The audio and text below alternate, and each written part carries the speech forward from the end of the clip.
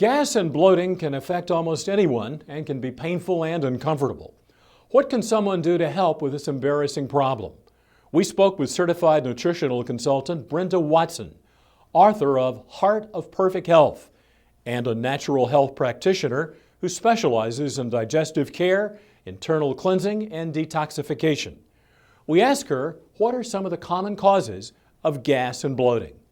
The most common causes of gas and bloating are the indigestion of our foods, meaning we are not digesting our proteins, our starches, and our fats completely. And those undigested foods sit in our digestive system and create gas and bloating. The number one reason that someone would not be digesting their foods is because they're not producing enough digestive enzymes from the pancreas. Another reason would be that, especially with carbohydrates, that they're not chewing their foods enough in the mouth, because in the mouth you have salivary amylase, which is the first stage of digestion of starches. So if you're just washing your foods down and not chewing them, then the first stage of digestion in carbohydrates is compromised. So it's very important to understand, and as we get older, we do not produce as many digestive enzymes from the pancreas as we do when we're younger, unfortunately. Exactly what happens when we eat food? When we eat food and it enters the stomach liquefies it and it passes from the stomach into the small intestine. The gallbladder releases bile and the pancreas releases digestive enzymes to break that food down into usable nutrients.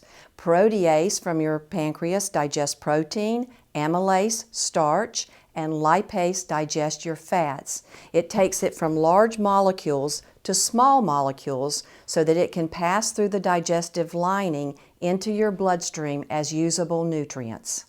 You can take digestive enzyme as a supplement to help ensure that you digest your foods, and this is an important piece of information.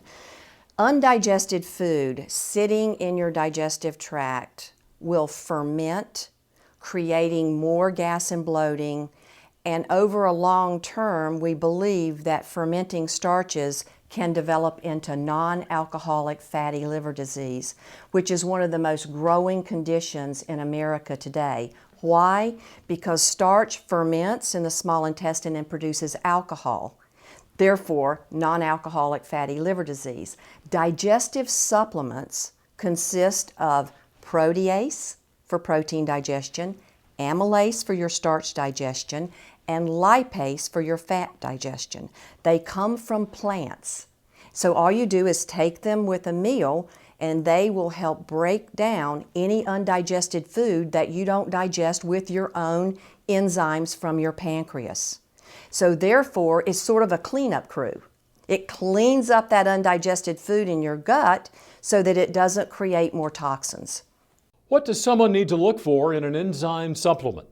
It's very important that you look for at least the 3 enzymes that help with the 3 main foods you're eating. Protease for protein, lipase for fat, and amylase for starches.